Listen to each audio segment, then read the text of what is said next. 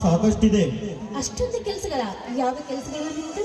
ನನ್ನ ಮನ ಗೆದ್ದ ಮಂಗಳೇನು ಮಡದಿಯನ್ನು ಮಾಡಿಕೊಳ್ಳಲು ಮಾಂಗಲ್ಯ ತರಬೇಕು ತಿಳಿತಾ? ತಿಳಿಯಿತು. ಮದುವೆ ಮತ್ತಿನಲ್ಲಿ ಊಟ ಮಾಡುವುದನ್ನೇ ಮರೆತು ಬಿಟ್ಟಿದ್ದೀರಾ ನೀವು? ರೂಪ ಊಟ ಆಮೇಲೆ ಮಾಡುತ್ತೇನೆ. ನಾನು ಇನ್ನೊಂದು ವಿಷಯ ತಿಳಿಸಲು ಮರೆತಿದ್ದೆ. ನಾನು ಪೇಸ ನೌಕರಿಗೆ ಅಪ್ಲಿಕೇಶನ್ ಹಾಕಿದ್ದೇನೆ. ದೇವರ ದಯಿಂದ ನಾನು ಪೇಸ ಆಗಿಬಿಟ್ಟರೆ ಹಾ, ಸಂತೋಷ.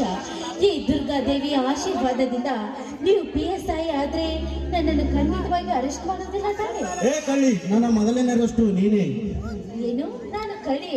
ನಾನೇನು ಕದ್ದಿದ್ದೇನ್ರಿ ನಿಮ್ಮನ್ನು? ನನ್ನ ಮನಸ್ಸನ್ನು ಕದ್ದಿಲ್ಲವೇ?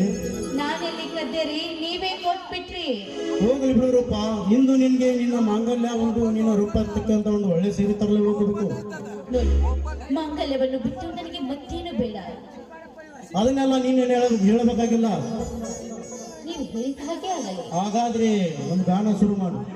ಬರೀ ಇಡೀ ಆಯ್ತು ನಿಮ್ದು.